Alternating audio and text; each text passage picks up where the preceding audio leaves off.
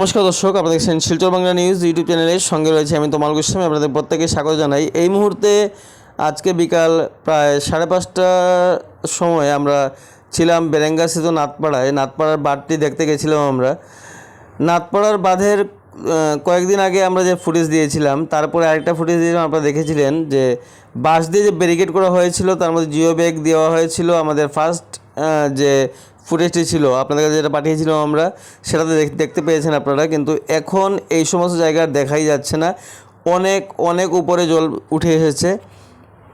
যদিও আজ সকাল 7টা থেকে বিকেল 4টা অবধি অন্নপূর্ণা ঘাটে বরাক নদী জলস্তর 21.5-এ স্থিতাবস্থায় ছিল, স্টেডি কন্ডিশনে ছিল।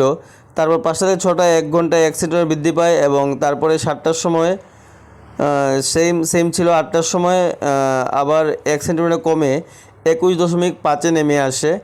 তথাপি এখনও আতঙ্কে রয়েছেন শিলচর শহরবাসী। কারণ আতঙ্ক কেন? কারণ নাথপাড়া বাঁধটি নিয়ে প্রত্যেকের মনেই আশঙ্কা রয়েছে, যদি কোনো অবস্থায় নাথপাড়া বাঁধটি ভাঙতে পারে বা ভেঙে যায়, তাহলে শিলচর শহরের নিস্তার নেই। গোটা শিলচর শহর এই মুহূর্তে নাথপাড়ার বাঁধের উপর তাকিয়ে আছে। তৎসঙ্গে আমরা আরেকটা খবর আপনাদেরকে দিচ্ছি, যেটি হচ্ছে যে আজকে অন্নপূর্ণা ঘাটে আমরা যখন বিকেলবেলা গেছিলাম, তখন বিকেলের যে ফুটেজটি আছে সেটি আপনাদের দেখাবো আমরা। তার আগে দেখে নিন যে তারাপুর শিববাড়ির কী অবস্থা রয়েছে। তারাপুর শিববাড়ি রোডে, যেটা সিঙ্কিং জোন বলা হয় যেটাকে, সেখানের কী অবস্থা রয়েছে আপনারা দেখতেই পাচ্ছেন এই মুহূর্তে স্ক্রিনের মধ্যে। এই জায়গাটা মোটামুটি কাজ করা হয়েছে, তার জন্য ভালো আছে। কিন্তু অন্নপূর্ণা ঘাটের অবস্থা আপনারা দেখুন, জলটি কীভাবে ফুসছে। যদিও জল স্টেডি, তথাপি জল কিন্তু ফুসছে, সেটা আমরা বলতে পারছি।